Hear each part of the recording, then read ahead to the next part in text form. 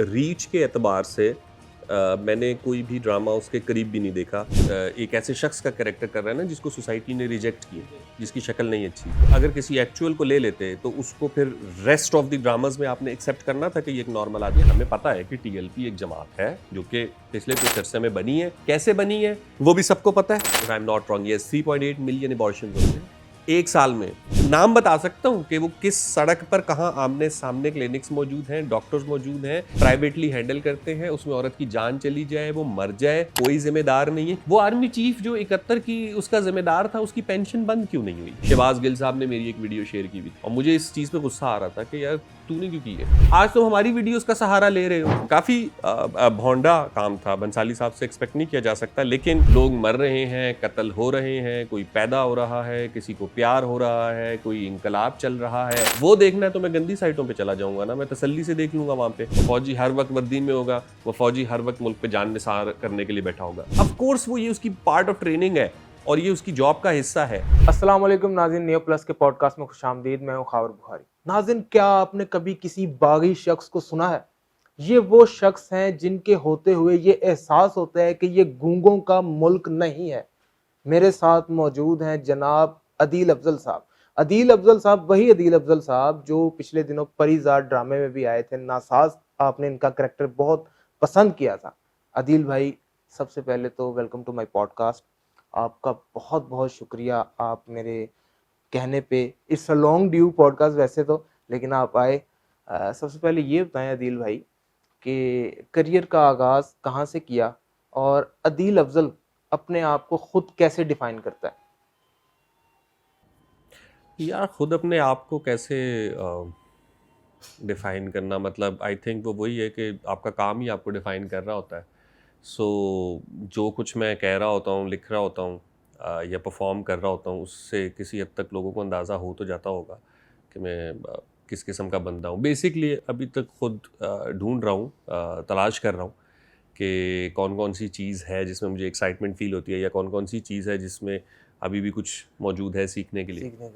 सो ये मेनली मुझे तो लगता है, मैं अपने आप को तो बिल्कुल एक स्ट्रगलर या एक वो है ना तालिब, वही समझता हूँ। इससे ज़्यादा तो अभी तक कुछ नहीं है डिफ़ाइन करने को।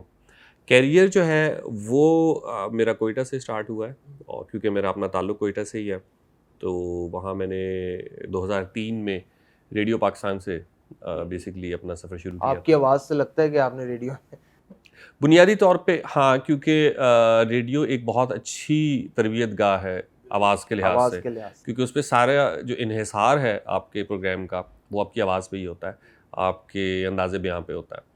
सो उससे पहले मैं तकरीरें वगैरह किया करता था, लेकिन इंग्लिश में डिबेट करता था। उर्दू की तकरीर का मुझे ख़ुद से कभी शौक़ भी नहीं रहा और मैंने कभी उसमें पार्टिसिपेट नहीं किया। लेकिन जब मैंने एफएम स्टार्ट किया, रेडियो शुरू किया, तो वहाँ तो खैर ऐसा था कि एक से बढ़कर एक बोलने वाला जो है वो बिल्कुल मौजूद है। तो बस उन्हीं को देखते सुनते और इस्लाह कराते कराते जो है वो थोड़ी बहुत, अब आके लोग कहते हैं कि जी आपकी उर्दू भी अच्छी है, आप बोलते भी अच्छा है, तो मुझे थोड़ी सी हैरत होती है, क्योंकि उस वक्त तो मुझे लगता था कि सभी अच्छा बोलते हैं। रेडियो में तो तकरीबन जितने भी 20-22 लोग थे जो भी बात करने वाले थे, वो एक से बढ़कर एक एक थे। से बढ़कर एक। आपने कहा कि आप इंग्लिश में डिबेट करते थे, तो अभी आप उर्दू के मायानाज माने हुए लिखारी माने जाते हैं। ज़िया साहब से मुतासिर थे रेडियो में आने, जब आप रेडियो में आए? ज़िया मोहिउद्दीन साहब से? नहीं, मुतासिर तो नहीं, लेकिन ऑफ़ कोर्स उनका काम जो है वो एक बड़ी इंस्पिरेशन है किसी भी शख़्स के लिए जो लिटरेचर से जो है वो शग़फ़ रखता है, पर्टिकुलरली उर्दू लिटरेचर से। तो उनका काम बहुत हमने सुना है। उनका काम रेडियो पे नशर भी होता था, हमारे अपने शोज़ में भी होता था कि जैसे मिसाल के तौर पे अगर गालिब के लिए शो हो रहा है, तो मकातीब गालिब हैं वो ज़िया साहब ने पढ़े हुए हैं। तो इस तरह की और मतलब रेडियो में मैं आपसे यही कहूँगा कि एक से बढ़ के एक ऐसा जो है वो सदाकार गुजरा है। तो बहुत सारे हैं जिनके काम ने इंस्पायर किया है। एक निज़ामुद्दीन साहब ही नहीं मान रेडियो में पंजाबी के। जी, जी। तो मैं वही कह रहा हूँ कि वो चूँकि रेडियो की ना सबसे खूबसूरत बात हुआ ये करती थी कि जो सुनने वाला होता है ना, वो चूँकि आपको देख नहीं रहा होता, तो बहुत सारी जो उसकी ओपिनियन है ना वो ख़त्म हो जाती है। मिसाल के तौर पे जब आप टेलीविज़न पे आते हैं, तो आपके चेहरे से, आपके हुलिये से, आपकी रंगत से आपकी एथनिसिटी से, बहुत सारी चीज़ें लोगों को पता चल जाती हैं और उसके बाद वो एक ओपिनियन आपके बारे में बनाते हैं। रेडियो में होता ये है कि सिर्फ आवाज़ का ताल्लुक होता है आवाज का ताल्लुक होता है, और जो बिल्कुल। सामे है ना वो अपनी मर्जी से अपने जहन में एक कैरेक्टर जो है ना वो तख्लीक करता है, तो अब इसलिए उसका उसका हुस्न, उसका लुत्फ और है। बैरियर नहीं है रेडियो में कि एक किसी की शक्ल पे नजर नहीं जा रही, कोई खूबसूरती पे नजर नहीं जा रही। उसमें मैं ये कहूँगा कि जो सुनने वाला है ये बिल्कुल ऐसे ही है कि जैसे जब आप किसी से कहानी सुनते हैं या दास्तान सुनते हैं तो आप एक बहुत अच्छी फिल्म भी तो देख ही सकते हैं ना, मतलब आप जाके कोई भी मार्वल की, डीसी की फिल्म देख लें तो उसमें इंतहा हुई हुई है इफेक्ट्स की, इफेक्ट्स की, बिल्कुल। आपको फैंटेसी दिखा रहे हैं, वो चीज़ें जो आप कभी तसव्वुर भी नहीं कर सकते वो पर्दे स्क्रीन पे मौजूद है। मौजूद है। लेकिन उसके बाद भी जो कहानी सुनने का लुत्फ है ना वो बिल्कुल अलग है। अब आप कहानी क्यों सुनते हैं? क्योंकि जब कोई आपको कहानी सुना रहा होता है तो वो बहुत कम डिफाइन कर रहा होता है आपके जहन में, यानी वो आपको कहानी तो सुना रहा है लेकिन जो कैरेक्टर है वो कहीं आप अपने जहन में खुद क्रिएट कर रहे हैं। बिल्कुल ऐसे। हीरा मंडी संजय लीला बंसाली की जो वेब सीरीज से बात की थी, बड़ी भोंडी किस्म की वेब सीरीज थी, क्या कहेंगे इस पे? हाँ, वो काफ़ी बकवास थी और नाकाबिले बर्दाश्त थी। भंसाली साहब जैसा आदमी, आपको लगता है कि भंसाली जैसा आदमी, क्योंकि मैं उनके काम को बहुत अरसा इंस्पायर करता रहा हूँ कि जो एक बहुत बड़ा फ्रेम बनाते हैं, उस फ्रेम में 2,500-3 हज़ार लोग होते हैं, तो ऐसे सेंटीमीटर की भी गलती नहीं होती। हाँ, इतना वो कंसर्निंग है अपने काम के बारे में।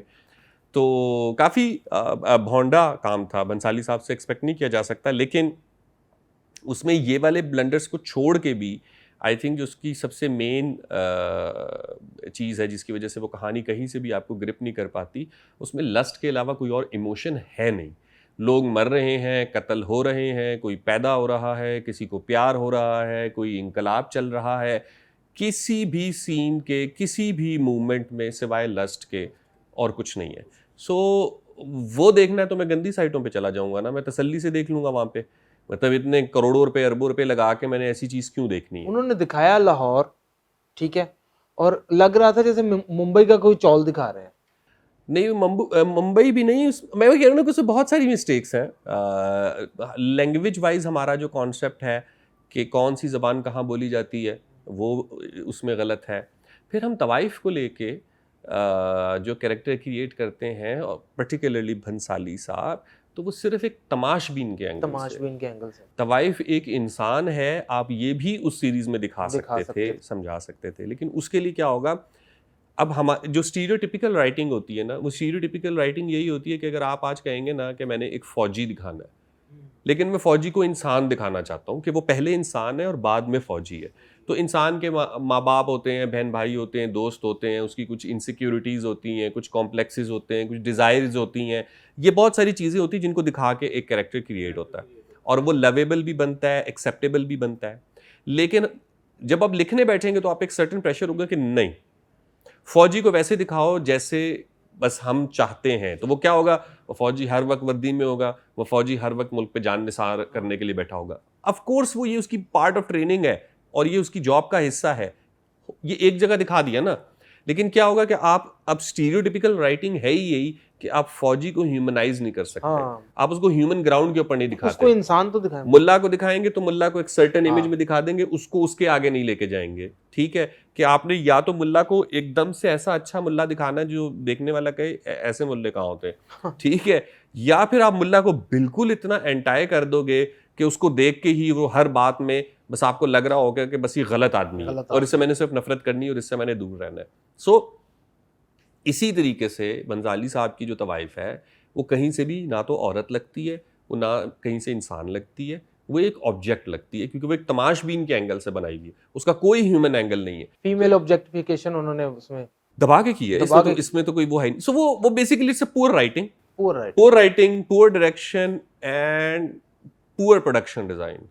रिसर्च बहुत कम नजर आई उसमें और इतने लूप होल से उसमें उसकी रिसर्च के अंदर। सर वो दुनिया के कोई 12 मुल्कों में नंबर 1 पे थी, ठीक है, so it even doesn't matter. उस जमाने में वो आज़ादी की मूवमेंट कैसे दिखा रहे हैं और वो आज़ादी की मतलब लाहौर में आज़ादी की मूवमेंट कौन चला रहा है, कैसे चल रही है, और वहाँ पे वो कांग्रेस के नारे लग रहे हैं, गांधी जी की बात, मतलब लाहौर में अगर पार्टीशन के टाइम पे बात हो रही होगी तो कुछ और बात हो रही होगी ना, तो या सिख थे या मुस्लिम थे थे। या इवन हिंदू भी थे, चले हिंदू सिख मुस्लिम, ये जो 3 कम्युनिटीज थी, उनका नजरिया बिल्कुल कुछ और होगा ना, वो तो बिल्कुल नहीं होगा जो उसके अंदर दिखाया गया। सो वो दे डोंट केयर। बुरे काम का फायदा यही कि वो इतना चलता है कि फर्क ही नहीं रहता किसी चीज का। अच्छा, talking about your career in TV, Parijat में आपका नासाज का जो कैरेक्टर था बहुत वायरल हुआ, बहुत मशहूर हुआ, बहुत लोगों ने पसंद किया। उसमें आप क्या समझते हैं कि उसने आपकी पर्सनैलिटी के ऊपर क्या इम्पैक्ट डाला और कोई चेंज आपकी पर्सनैलिटी के अंदर आया? ऑफ कोर्स उससे ये है कि परिजाद एक एक्चुअली में इतना बड़ा हिट ड्रामा है, मतलब इन नंबर्स या इन प्रॉफिट हो सकता है कि वो सबसे बड़ा ड्रामा ना हो इन लास्ट 10 इयर्स, लेकिन रीच के एतबार से मैंने कोई भी ड्रामा उसके करीब भी नहीं देखा। उसकी रीज़न ये कि आप बलूचिस्तान में, सिंध में, केपी में, मैं जहाँ जहाँ गया हूँ तो वहाँ वहाँ लोग मुझे पहचानते हैं और उन्होंने ड्रामा देखा है, उनको डायलॉग्स याद हैं, उनको ड्रामा याद है। सो वो एक जो इम्पैक्ट है उस ड्रामे का वो बहुत बड़ा है, बहुत बड़ा इम्पैक्ट है। मुझे मेरी लाइफ में तो कोई इतना उस तरीके से तो फ़र्क नहीं आया, माँ सिवाय इसके कि हाँ लोग पहचानते हैं और लोगों को ज़्यादातर ये लगता है कि शायद मैं खुद शायर हूँ और मैं शेर सुना दूंगा कहीं पे भी। सो ये एक उनकी फरमाइश आती रहती है और तो कुछ नहीं। एक सोख्ता दिल शायर का आपने करेक्टर किया था उसमें, ठीक है? उसमें आप ये समझते हैं कि आपको करेक्टर में घुसने के लिए कोई मेहनत करनी पड़ी या आप बस इजीली आप करेक्टर आपने प्ले कर दिया था जाके? मैंने अगेन आपको करने से पहले जितनी भी आपकी वर्किंग है वो बाद में जब कैरेक्टर हिट हो जाए फिर तो आप कुछ भी कह सकते हैं। लेकिन मैंने सिर्फ एक ही बात पहले भी एक इंटरव्यू में की थी कि कुछ लोग शायर होते हैं और कुछ लोगों का मिजाज शायराना होता है।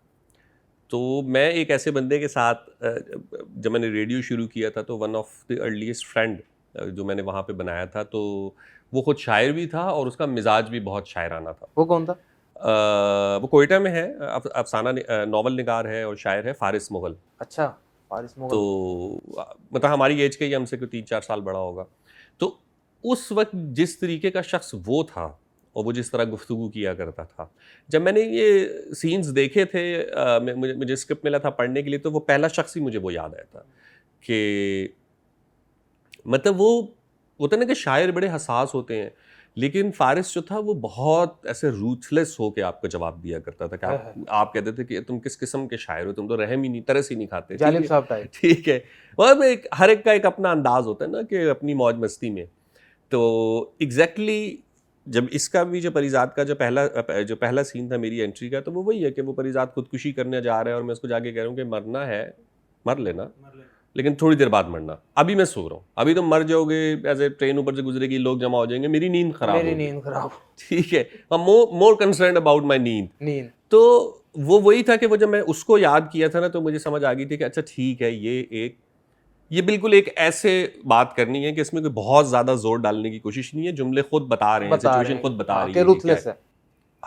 मतलब वो उसने देखी हुई है ना दुनिया, वो आपको पैम्पर करेगा, लेकिन वो ऐसे नहीं पैम्पर करेगा कि एकदम से आके उसने आपको जो है ना वो मुलायम बातें करनी शुरू कर दी। उसने पहले आपको एक थोड़ी सी झटका देना है, ठीक है, उसके बाद वो आपके साथ बात करता है। सो वो, और फिर जाहिर है कि उसका कनेक्शन भी उसके साथ बिल्ड हो जाता है।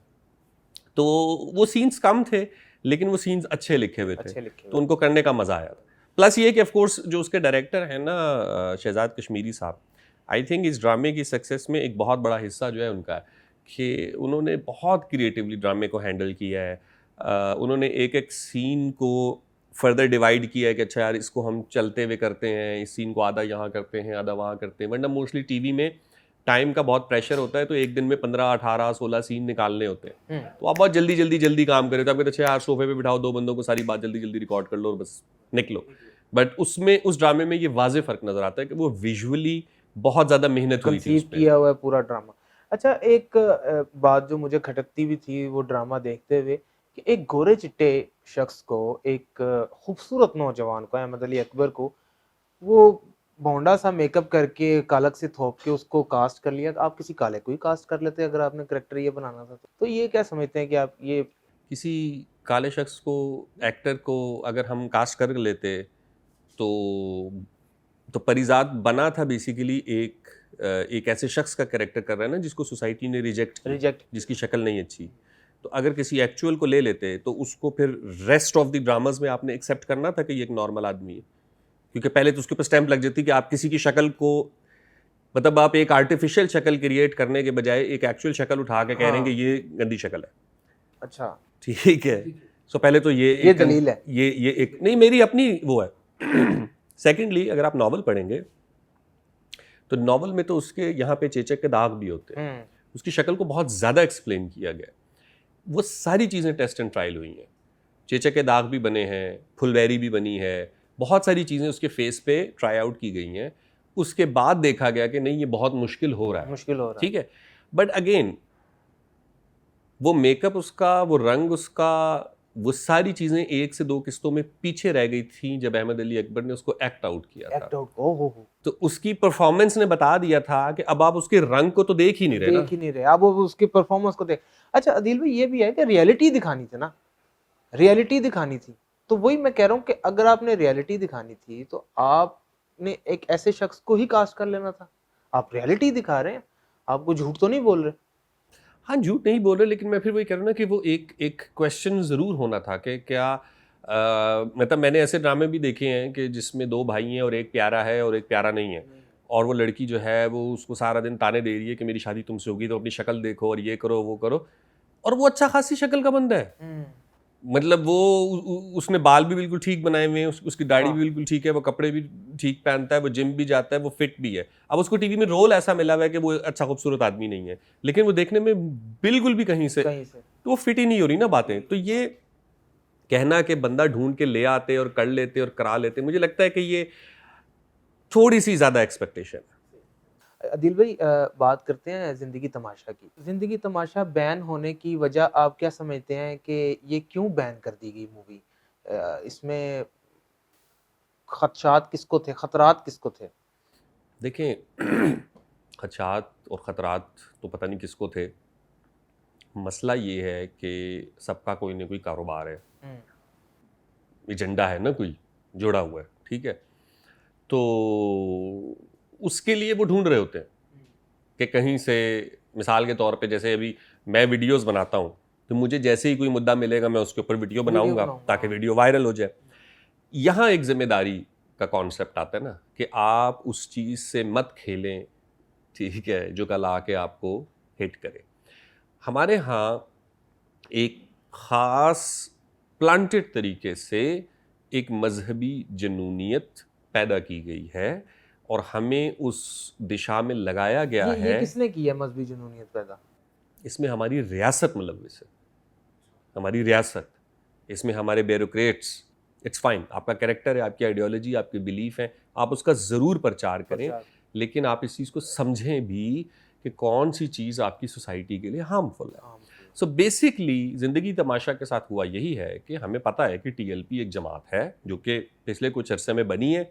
कैसे बनी है वो भी सबको पता है, और उसके लिए बेशक आप काजी साहब का जाके जो फैज़ाबाद धरने का केस है उसका नतीजा है, उसके 10 पॉइंट्स ही हैं टोटल, वो भी पढ़ लेंगे तो समझ आ जाएगी कि कैसे बनी है, क्यों बनी है और उसके मकासद क्या है। लेकिन अब वो बन चुकी है, अब वो नहीं कहीं जा रही। अब नहीं, उसको डिनाई नहीं कर सकते, इग्नोर नहीं कर सकते। नहीं, नेचर का कानून है, जब कोई चीज़ पैदा हो जाती है ना तो फिर वो इवॉल्व करती है, फिर वो ख़त्म नहीं होती, ठीक है। सो दे वर आफ्टर दैट फिल्म ना, और तो कुछ भी नहीं था। आपकी 150 और जमातें हैं मजहबी, किसी ने एतराज़ नहीं किया। बहुत सारे और इदारे हैं जो जैसे मिसाल के तौर के ऊपर पैमरा है, सेंसरशिप ऑफ बोर्ड है, सेंसर बोर्ड ने देखी है ना वो फिल्म, देख के प्रूफ की है, तो फिल्म में कुछ नहीं था। फिर पार्लिमानी कमेटी बनी, उसने देखी, उसने कहा फिल्म में कुछ नहीं है, ठीक है। तो कुछ नहीं है, क्या है? प्रेशर है। किसका प्रेशर है? एक सियासी जमात का प्रेशर है, मजहबी सियासी जमात का प्रेशर है, जो कुछ देर बाद, फिर कुछ अरसे बाद कलअदम हो गई। हाँ, जाहिर है। तो पहले आपने उसको इतना सर पे बिठाया कि जी एक, अब देखें ना, मैं कह रहा हूँ कि एतराज़ होने में कोई मसला नहीं है। टीएलपी को एक काम पे एतराज़ है, उसका एक सीधा साधा तरीका ये है कि आप जाके शिकायत दर्ज कराते हैं, नंबर 1, और नंबर 2 फिर आप जाके उसके खिलाफ प्रोटेस्ट करते हैं। आप ये नहीं कहते कि हम लगने ही नहीं देंगे, हम जान से मार देंगे, हम तोड़ के रख देंगे। ये आप कैसे कह रहे हो? अभी तो आपने एक एतराज़ उठाया है ना, लेकिन वो क्या है कि वो एतराज़ के साथ ही वो उसका जो है ना वो फैसला भी सुना देते हैं, क्योंकि सब तो मालिक हैं। और अच्छा, फैसले के मालिक आपको किसने बनाया है? क्योंकि मैं लड़ सकता हूं, मैं मार सकता हूं, मैं किसी की भी जिंदगी खतरे में डाल सकता हूं, इसलिए मुझे हक हासिल है कि मैं कुछ भी कर लूं। तो यही चीज जब बाद में हुई तो अब देखें ना, उनके ऊपर भी जब ऑपरेशन हुआ है, जब उनके खिलाफ कार्रवाई हुई है स्टेट की तरफ से, तो मैंने कोई इसको सेलिब्रेट नहीं किया। मैंने तब भी कंडेम किया कि स्टेट को, चाहे आपने तालिबान को हैंडल करना है, चाहे आपने किसी और फिरके को हैंडल करना है, चाहे आपने जाके टीएलपी को हैंडल करना है, स्टेट को, क्योंकि स्टेट का जो कैलिबर है वो स्टेट वाला होना चाहिए।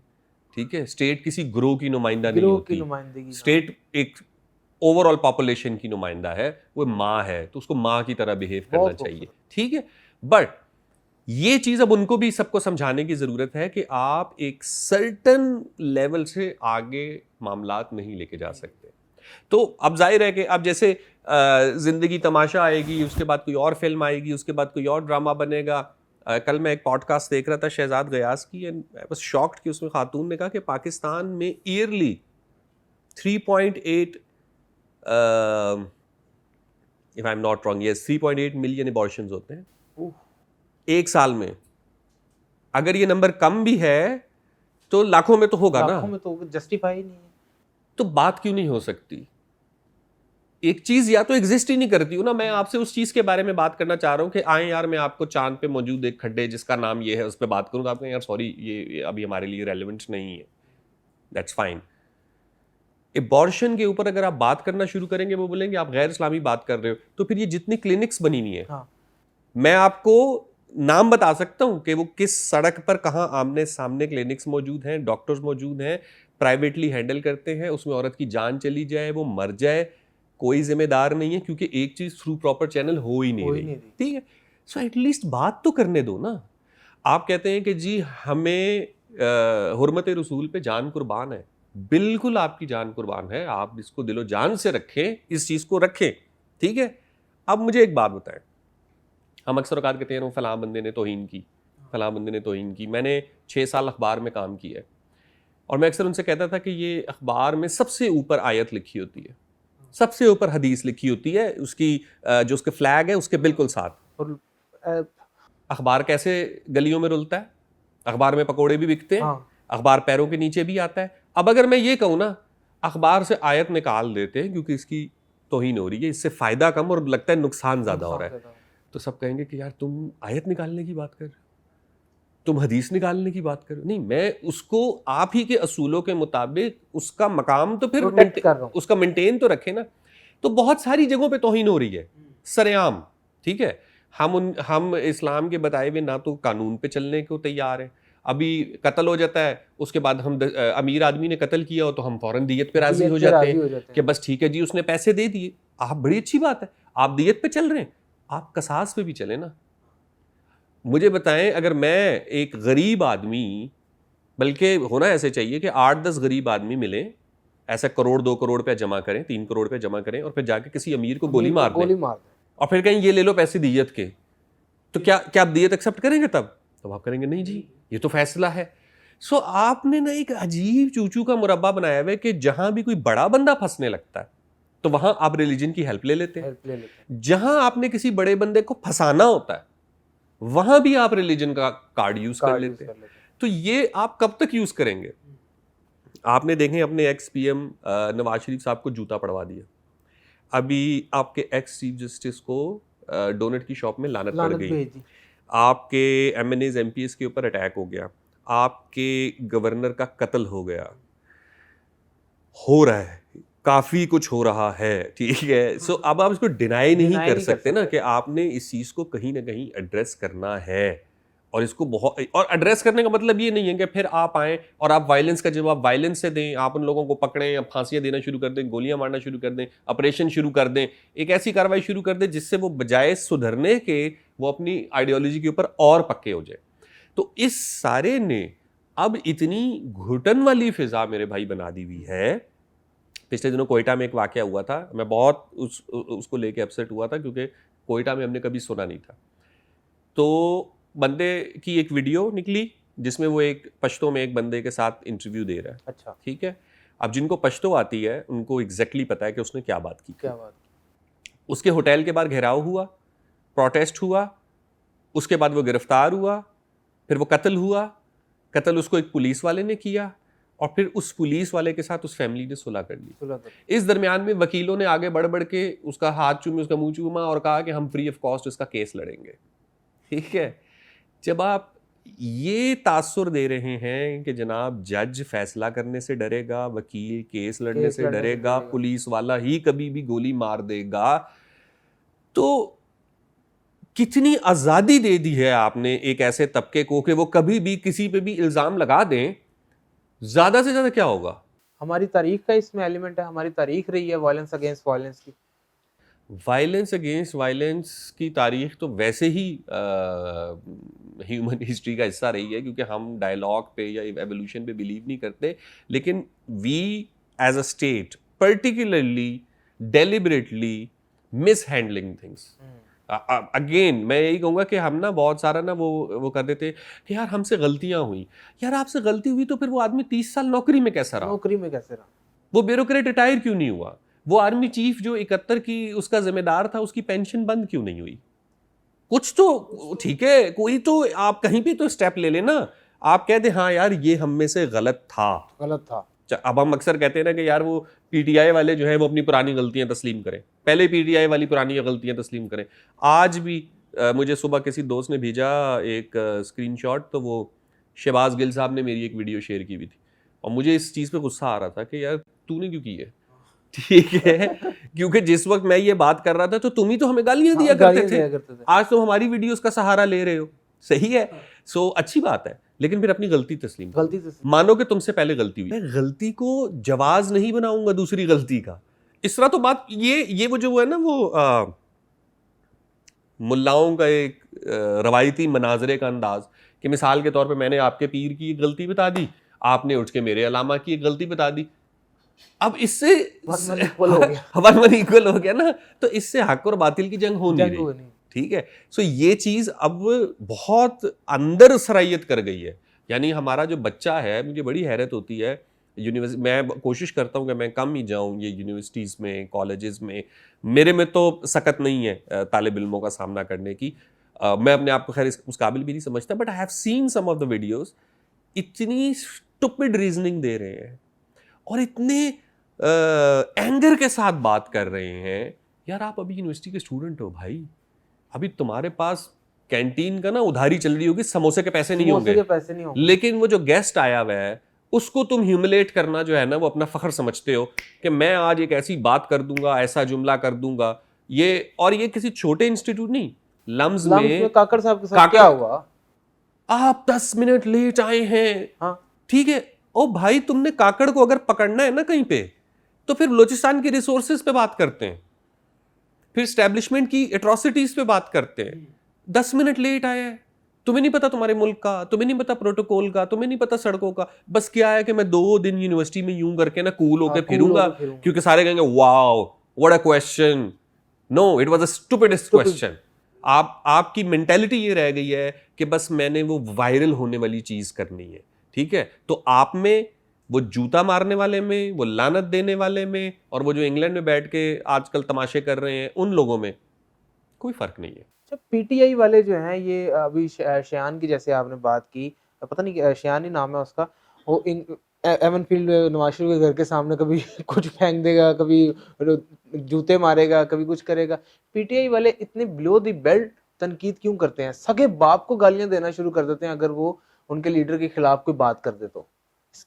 इस थ्रेशोल्ड की वजह क्या है? देखें, उसकी रीजन ये है कि पैटर्न ये है उनका, पर्टिकुलरली पीटीआई का। बाकी भी कोई इतने अच्छे नहीं है, वो भी इतने ही बदतमीज है, लेकिन पीटीआई का ना पैटर्न ये है कि आपने जो जितनी बदतमीजी करेगा वो उतनी जल्दी लोगों की नजरों में आएगा, और जितनी जल्दी वो लोगों की नजरों में आएगा वो हीरो बनेगा और सबको अच्छा लगता है। एक टिकटॉकर को क्या अच्छा लगता है कि उसके व्यूज बढ़े। ठीक है, अब मैं आऊंगा, मेरी कोशिश होती है यार मैं कोई ऐसी बात करके जाऊं कि लोग उस बात को अप्रिशिएट करें। That's what they are doing. उनके नजदीक अब यही जिंदगी है उनकी, टोटल यही जिंदगी गई है कि नवाज शरीफ इंग्लैंड में आए वो और उसके खिलाफ बदतमीजी करें, सड़कों पे तमाशे लगाएं।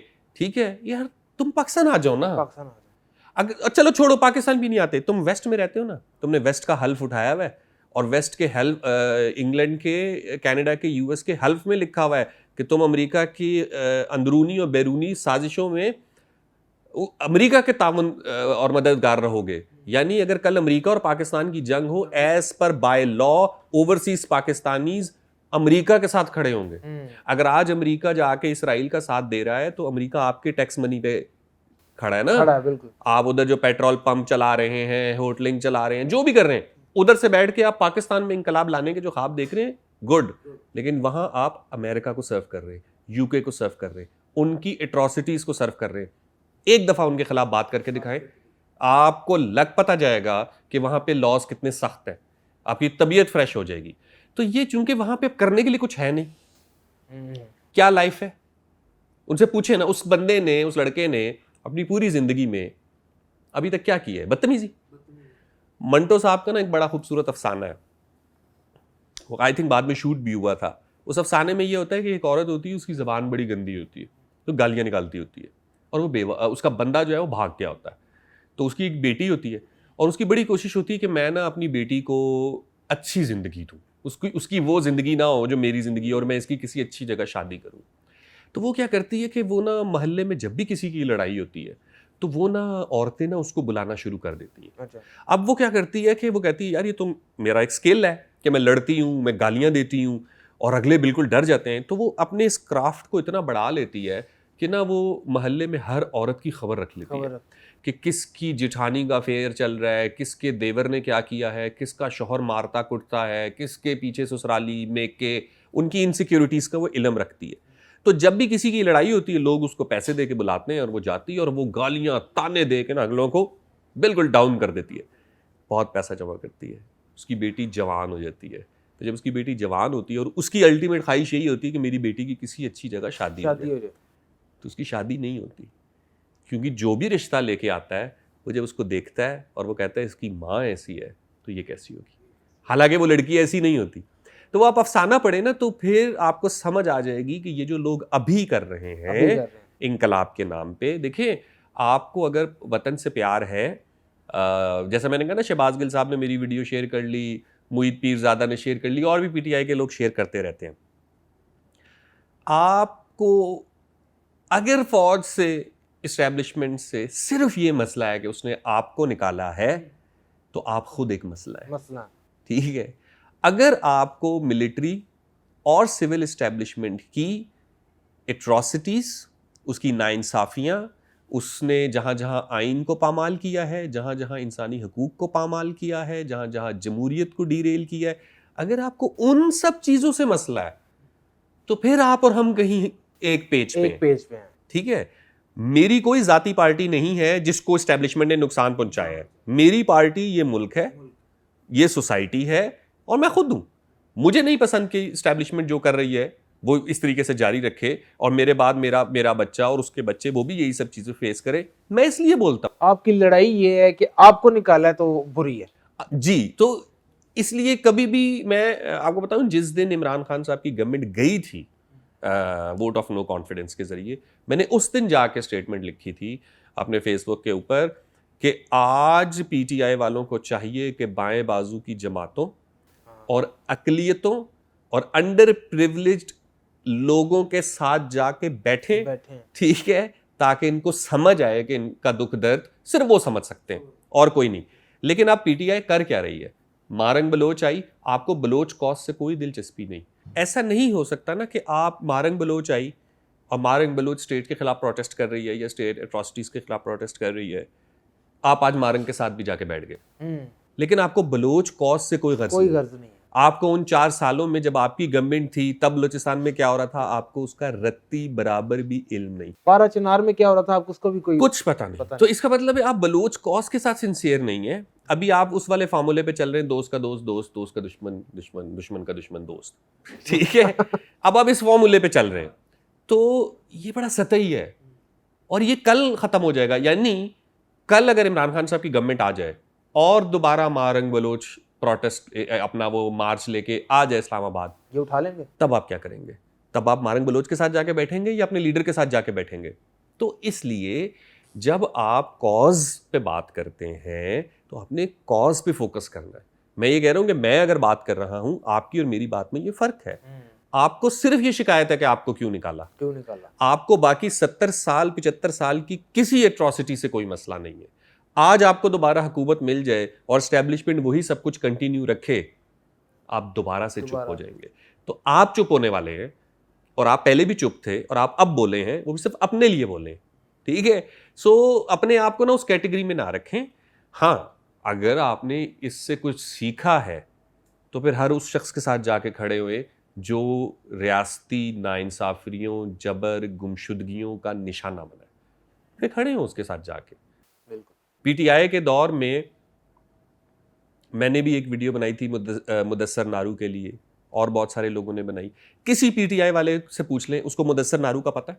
नहीं पता। उन्हें ये नहीं पता कि उनके पीएम साहब से जब मुलाकात करवाई गई थी, और शीरी मजारी उस वक्त ह्यूमन राइट्स की वजीर भी थी, कितनी, अब मैं वो अल्फाज ही नहीं उनके लिए जो है ना वो यूज करना चाहता हूं कि कितनी बेहसी से उन्होंने वो इशू हैंडल किया था। क्या उन्होंने क्या इकदाम क्या उठाया था उन्होंने? इकदाम क्या उठाना है, क्या इकदाम उठाना है? कुछ उठाया होता तो हम यहाँ पे जिक्र कर सकते ना। बहुत मुश्किल से सिर्फ उसकी वालदा की इमरान खान साहब से मुलाकात कराई गई थी, मुदस्सर नारू की, ये स्टेट की, और उस पे भी अब वल्लाह अलम, मैं अब क्योंकि मैं उस मुलाकात में था नहीं, वो जितनी भी 10 मिनट की, 12 मिनट की, 15 मिनट की मुलाकात थी, कुछ नहीं हुआ ना, कुछ कंक्रीट नहीं हुआ। हमें आज भी बोलना पड़ रहा है। मुझे अब भी दोस्तों के मैसेजेस आते हैं कि यार हम प्रेस क्लब के बाहर खड़े हैं, मुदस्सर नारू के लिए आ जाओ। कल परसों उसके भाई का मुझे मैसेज आया हुआ था। अब हम वही वाली बात है कि चाहे इमरान आ जाए, चाहे नवाज आ जाए, चाहे बिलावल आ जाए, अगर रियासती पॉलिसी ही नहीं बदल रही, हमें तो कोई फर्क नहीं पड़ा। तो हम उस रियासती पॉलिसी पे बात कर रहे हैं, किसी एजेंडे पे बात नहीं कर रहे। तो बाकी अगर इतना बड़ा क्राउड है और वो अपने आप को कहता है कि हमें शऊर आ गया है और हमें इमरान खान ने शऊर दिया है, तो मेरे भाई उस शऊर को जरा उसका थोड़ा सा दायरा तो बढ़ाएं। आप वही थे जो कहते थे कि जी ये जंगला बस सर्विस है, जंगला बस सर्विस है।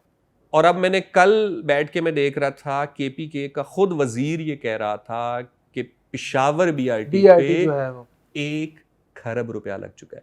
100 बिलियन, ऑलमोस्ट 92 बिलियन रुपीज, और ये 92 अरब रुपए एशियन डेवलपमेंट बैंक से लिए गए हैं। ये किसने उतारने? ये खान साहब उतारेंगे, गंडापुर उतारेगा, मरवत उतारेगा, शुएब शाहीन उतारेगा, या वो झूठा बैरिस्टर सैफ उतारेगा? ये कौन उतारेगा 92 अरब? और अब आपसे हम, मतलब आप एकदम से आप सूबे का कार्ड खेलने लग जाते हैं ना कि ओह केपीके का साथ फेडरेशन का सलूक ठीक नहीं। बिल्कुल ठीक है, आए और फेडरेशन के साथ बात करें उस पर, लेकिन ये 92 अरब का हिसाब दें कि आपसे एक बस सर्विस नहीं चली पिछले 12 साल के अंदर, और बातें आप दूसरों के खिलाफ करते थे। ठीक है, तो ये जो शऊर आपको मिला है ना, अगर अभी भी इस शऊर में आपका जो तर्ज अमल है वो वही है जो 5 साल पहले था, तो इस शऊर ने आपकी कोई तरबियत नहीं की, इसने आपको कहीं नहीं निकाला, आप वहीं के वहीं स्टक है। अच्छा अदिल भाई, इसको जरा लाइटर नोट पे लेके आते हैं। अच्छा अदिल भाई, कोई पोइट्री हमें सुना दें, कोई आपकी कोई ऐसी गज़ल जो आपको बहुत पसंद हो, और कोई ऐसा शेर थोड़ा सा रोमांटिक भी हो जाए। अच्छा, रोमांस के बारे में आपका क्या ख्याल है? कभी मोहब्बत हुई है, किसी से इश्क हुआ? नहीं यार, मुझे नहीं हुई। रोमांस और इश्क मोहब्बत जो है ना, ये इस पे क्या ही बात करें। वो फराज साहब का शेर है, मोहब्बत अपना अपना तजर्बा है फराज, यहाँ फरहाद व मजनू मोतबर नहीं। तो लोग आम तौर पे अपनी मोहब्बत की बात करते हैं। मेरा तो ये मानना है कि मैंने जिससे मोहब्बत की है ना, उससे जाके पूछें। अगर उसने मुझे सनद दी है तो फिर तो शायद मैं अपने आप को आशिक कह सकता हूँ, और अगर उसकी नज़र में मैं कुछ और हूँ तो फिर मेरी मोहब्बत मैं कहता रहूँ मैंने ऐसे किया, मैंने ऐसे ज़िंदगी गुजारी। तो हम खुद ही अपने आप को सर्टिफिकेट भी दे देते, हम खुद ही किसी को पसंद करके ना खुद ही अपने आप को सर्टिफिकेट दे देते कि मैं बहुत बड़ा आशिक गुजरा हूँ। नहीं, आप जितने बड़े आशिक गुजरे हैं ये तो आपका माशूक बताएगा ना। हो सकता है वो आपसे तंग होता हो, आपसे बेजार होता हो, आपको याद करके अभी भी रोता हो कि यार किस अजियत में मैं फंस गई थी या फंस गया था। कभी किसी सिंफ नाजुक ने मुतासिर नहीं किया? नहीं, ये तो हाशा मुतासिर किया। मैं वही आपसे कह रहा हूँ, मैं खुद से कोई क्लेम नहीं कर सकता। ये तो वो बताएंगी। यकतरफा हो सकता है उनकी राय अच्छी ना भी हो। यकतरफा मोहब्बत पे है यकीन? यकतरफा कर चुका मैं। जब मैंने एक ज़माने में जब मोहब्बत का पता नहीं था तब मैंने कर ली, और उससे मैं निकल चुका। बहुत पुरानी बात है। या कोई गज़ल या कोई शेर? यार जो मुझे पसंद है वो आमतौर पे अवाम को उतने नहीं अच्छे लगते, लेकिन फराज साहब की गज़ल है वो मुझे पर्सनली बहुत पसंद है कि उसका अपना ही करिश्मा है, फसूं है, यूं है। यूं है। उसका अपना ही करिश्मा है, फसूं है, यूं तो कहने को सभी कहते हैं, यूं है, यूं है। जैसे कोई दरे दिल पे सितादा हो कब से, एक साया के दरूं है, न बरूं है, यूं है। तुम मोहब्बत में कहाँ सूद व ज़ियां ले आए, तुम मोहब्बत में कहाँ सूद व ज़ियां ले आए, इश्क का नाम खिरद है, न जुनूं है, यूं है। अब तुम आई हो मेरी जान तमाशा करने, अब तुम आई हो मेरी जान तमाशा करने, अब तो दरिया में तला तुम, न सुकून है, यूं है। नासिहा तुझको खबर क्या कि मोहब्बत क्या है, नासिहा तुझको खबर क्या कि मोहब्बत क्या है, रोज आ जाता है, समझाता है, यूं है, यूं है। वाह वाह वाह वाह, बहुत। अहमद फराज साहब, क्या अच्छी गजल सुनाई आपने। अपना भी कुछ सुना दें, ऐसा हो नहीं सकता कि नासाज साहब हमारे साथ मौजूद हों और हम यार अपने कोई मैं नहीं, फराज साहब को सुनाने के बाद तो बिल्कुल ही नहीं बनता कि पहले चला दें।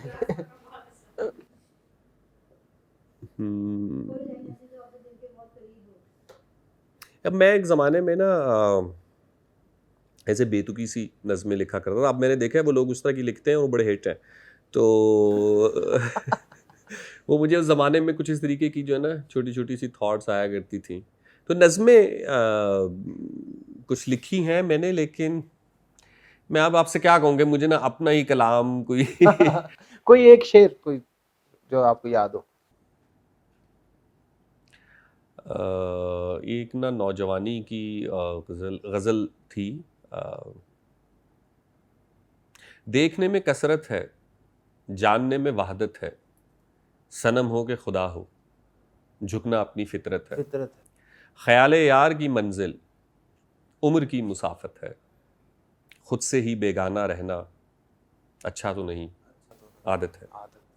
अपना रूप गंवा बैठा मैं, मुझ में तेरी शुबाहत है, भीड़ है जलवा तेरा, तन्हाई तेरी सोहबत है। हूँ में छुपा है इसमें राज, हूँ में छुपा है इसमें राज, फ़कीरी ही बादशाहत है, आप ही नाजिर मंजर भी हमजाद महवे हैरत है। वाह वाह, बहुत खूब। अदिल भाई एक जो सवाल बीच में रह गया था वो मैं आगे चला दूंगा। वो ये सवाल था कि आर्टिस्ट के ऊपर बैन और फ्रीडम ऑफ एक्सप्रेशन जो है आर्टिस्ट के लिए कितनी ज़रूरी है, और बैन कितना मुतासिर करता है, करख्त लगता है बैन, और कॉन्फिडेंस लेवल शटल्ड हो जाता है एकदम। आपके ऊपर तो ये कर्ब गुजरा भी है, इस बारे में थोड़ा देखिए, फ्रीडम ऑफ एक्सप्रेशन तो एक कंटिन्यूस स्ट्रगल है, वो दुनिया के हर खित्ते में है। आप जहाँ भी किसी ऐसे तबके को जो गासिब हो उसके ख़िलाफ़ बात करेंगे, या कोई भी ऐसी बात अगेन तबके से भी निकाल दें, कोई भी ऐसी बात जो पॉपुलस नैरेटिव के अगेंस्ट हो, जो भी एक हमारा समाज है, हमारे माशरे को बहुत सारी बातें अच्छी लगती हैं, इसमें किसी रियासत अदलिया किसी का कुछ नहीं, आप उसके खिलाफ बात करें तो वो पूरा समाज आपका दुश्मन हो जाता है। तो फ्रीडम ऑफ एक्सप्रेशन की जो लड़ाई है वो एक कॉन्टीन्यूस स्ट्रगल है, वो किसी भी दिन ख़त्म नहीं हो सकती, लेकिन उसका पैमाना कोई हायर ग्राउंड होना चाहिए। वो ऐसे छोटी छोटी चीज़ों के ऊपर आप करेंगे तो उससे बंदा सेल्फ सेंसरशिप का आदी हो जाएगा, और जहाँ उसने अपने आप को खुद सेंसर करना शुरू कर दिया तो वहाँ उसने अपनी आधी क्रिएटिविटी का गला घोड़ दिया कि वो फिर सोचने ही उस तरह लगा। अब ये जो सेल्फ सेंसरशिप है, इसमें ये नहीं है कि अदालत क्या कहेगी तो मुल्ला क्या कहेगा तो लोग क्या कहेंगे। अब जब आप लाइक्स देख के, व्यूज़ देख के, कमेंट्स देख के भी अपने कंटेंट को उसकी तराश खराश करनी शुरू कर देते हैं, ये भी एक सेंसरशिप है। आपने बहुत सारी बातें इसलिए कहना छोड़ दी कि छोड़ो यार, ये तो कोई देख ही नहीं रहा। नहीं, हक सच बात तो कहनी है, कोई देख रहा है या नहीं देख रहा, तो ये एक चीज़ है। दूसरी चीज़ है जो बैन है, वो बैन का हक किसको हासिल है, ये भी डिफाइन होने की ज़रूरत है। सो रियासत या रियासती इदारे जब बैन लगाते हैं वो पब्लिक कंप्लेन पे लगाते हैं। अब पब्लिक कंप्लेन मिसाल के तौर पे मैं ही 1000 फोन करवा दूं किसी कंटेंट के खिलाफ, और हो सकता है उसकी मेरी जाती लड़ाई हो। जाती लड़ाई हो। हमारे यहाँ बहुत सारे लोग जो पहले से बिजनेस कर रहे हैं और जिनका अच्छा बिजनेस चल रहा है, उनको जब भी कोई दूसरा कंपेटिटर नजर आता है, वो कंपटीशन से भागते हैं, तो वो फौरन से पहले उसके खिलाफ इल्जाम तराशी के ऊपर उतरेंगे। हमारे बहुत से उलमाए कराम थे, बड़े अरसे से लोगों को ऐवी कहानियां सुना रहे थे। अभी वो देखें, मैं फेवर या अगेंस्ट से बात नहीं कर रहा, लेकिन मैं सिर्फ ये कह रहा हूं कि इंजीनियर आपकी किताबें पढ़ पढ़ के उसमें से चीजें निकालता है। आप इंजीनियर की बात का जवाब देने के बजाय सरीहन उसको गालियां निकालते हो और उसके ऊपर फितना फलाना दलील नहीं देते, आप दलील नहीं देते। ठीक है, आप उस पर अटैक्स हो चुके हैं, आपने उसकी जिंदगी मुश्किल कर दी ना इन दी एंड। सही है, जवाब कोई नहीं दिया क्योंकि आप आदी ही नहीं थे। और मसला ये नहीं है कि इंजीनियर बात क्या कर रहा है, मसला ये है कि अगर वो दुकान चल पड़ी तो ये दुकान पे कौन आएगा। ठीक है, सो हम अक्सर औकात जो है ना वो पहचान नहीं पाते। हमें लगता है कि यहाँ से बैन आ गया या वहाँ से बैन आ गया। बाज़ औकात आपके काम और आपकी आज़ादी इजहार राय के खिलाफ आपके अपने ही लोग होते हैं, क्योंकि वो जो मंजन सालों से बेच रहे हैं वो फिर कहाँ जाएगा। आदिल भाई, इसको एंड करते हैं। मुझ पे ना बड़ा जोर मेरी टीम डालती है, अपने पॉडकास्ट को थोड़ा सा ना फन किया करो, कोई फन ऐड किया करो। तो मैंने ना रात को सोच के कुछ 2 गेमें ऐड की हैं। ठीक है, रैपिड फायर कर लेते हैं।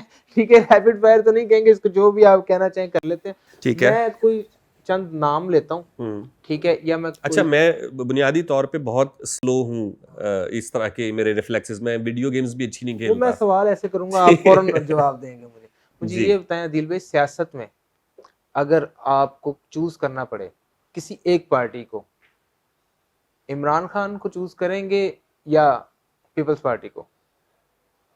या दोनों को नहीं? दोनों को नहीं, ठीक है। एक कोई ऐसी फिल्म या कोई ऐसा कैरेक्टर जो आप अपनी जिंदगी पे समझते हैं कि ये मेरी जिंदगी पे बना हुआ है। मेरी जिंदगी पे तो नहीं बना हुआ, लेकिन हाँ ऐसी बहुत रिलेट सारी करते हैं लोग, रिलेट करते हैं जिससे। बहुत सी कहानियों से मैं रिलेट करता हूँ, किसी एक से नहीं। मतलब किसी किसी की में कुछ कुछ चीज़ें जो है ना वो नज़र आती है। मसलन काइट रनर एक नॉवल भी है और एक फिल्म भी है। उसमें काबुल की तबाही जिस तरीके से दिखाई गई है, तो मुझे वो, जब मैं वो फिल्म देखता हूँ तो मुझे बहुत अपना बचपन बलूचिस्तान का याद आता है कि यार हम भी ऐसे ही हंसते खेलते थे और फिर एकदम से पूरे का पूरा जो है वो सूबा जो है वो तबाह हो गया। सो इस तरह बहुत सारी कहानियों में कनेक्ट वो रिलेटेबिलिटी नज़र आती है। बट पर्टिकुलरली कोई एक कैरेक्टर मैं कहूँ कि बिल्कुल मेरे जैसा था। किसकी फिल्म में काम फौरन करना चाहेंगे, सैयद नूर या सरमद खुसर? ये सरमद के साथ मैंने की है, सैयद नूर के साथ मैं करना चाहूँगा। शाहजी पता नहीं फिल्म बना रहे हैं कि नहीं बना रहे, लेकिन वो अगर बना रहे होंगे, is one of the most successful directors in Pakistan history. तो इट डिपेंड्स, कर लेंगे। सरमद के साथ किया हुआ है तो सैयद नूर को आपको मौका देना चाहिए। किस हीरोइन के साथ फौरन हाँ करते हैं, बगैर स्क्रिप्ट देखे हाँ करते हैं? महविश हयात? नहीं, बगैर स्क्रिप्ट देखे मैं बिल्कुल हाँ नहीं करूँगा। आप हीरोइनों की ऑप्शन दें। महविश हयात या जो आजकल बड़ी मशहूर हैं, या हानिया आमिर? यार अगर आप सजल अली डाल लें तो सजल अली डाल दोनों बाहर हो जाएंगी। अच्छा, सजल अली। मतलब सजल के साथ मैंने भी रिसेंट ड्रामे में भी काम किया। मतलब मैंने क्या ही काम किया उनके साथ, हम एक ड्रामे में थे इकट्ठे। So she is a very good performer. Hania भी बहुत अच्छी परफॉर्मर है। महविश का मैंने कोई बहुत ज़्यादा काम नहीं देखा हुआ। मायरा को मैं हमेशा से बहुत बहुत ज़्यादा पसंद करता हूँ। तो लेकिन वो मुझे लगता है कि मायरा को जब भी मैं देखता हूँ ना तो मुझे वो वाली स्टेज की जुगत याद आ जाती है कि असी उदो अमरीका जाना है जो उत्थे भी दुपट्टे चल जाने ने। तो पता नहीं मुझे मायरा के साथ कब काम करने का मौका मिलेगा, but I would love to work with her and Sanam Saeed. ये मेरी दोनों बहुत फेवरेट है। आदिल भाई, आपका बहुत बहुत शुक्रिया हमें टाइम देने का। आपके साथ पॉडकास्ट में बहुत मज़ा आया, और बहुत शुक्रिया सर आपके आने के, आपको तशरीफ़ आवरी का शुक्रिया। आप देख रहे थे नियो प्लस का पॉडकास्ट। मैं हूं खावर बुखारी। हमें दें इजाज़त, अपना ख्याल रखिएगा, दुआओं में याद रखिएगा। अल्लाह हाफ़िज़।